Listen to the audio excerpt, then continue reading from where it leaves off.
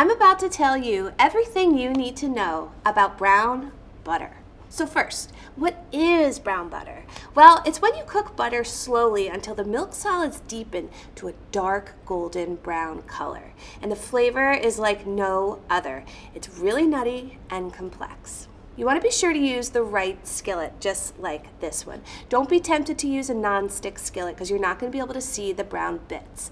You're going to need a stainless steel or an enameled cast iron skillet just to easily monitor the color of the butter. You also want to use the right butter. Use only unsalted butter because salted butter foams more when melted than unsalted does, which can make it really difficult to monitor the color. Here's the method. You want to heat the butter in a skillet over medium-high heat until melted, which will take about 2 minutes.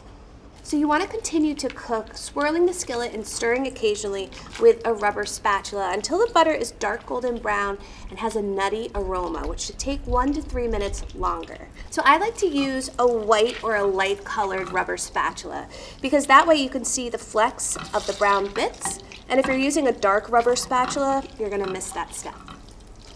And you can use brown butter in a few different applications. You can use it in both savory and sweet applications. So you can see some of the bits on the light colored rubber spatula. And once the foaming subsides, that's when you know the butter is really close to turning brown. There's always that moment of, when do I take it off the heat? Is it brown enough?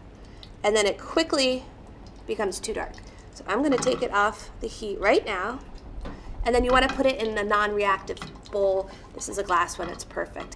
And scrape out the pan because much of the flavor of that brown butter is in the brown milk solids. So make sure you get every last bit out of the pan. And that is it. That's how you brown butter. If you'd like these quick tips and you want to check out more, or if you're looking for any weeknight friendly recipes, check out my show Today's Special on America's Test Kitchen's YouTube channel.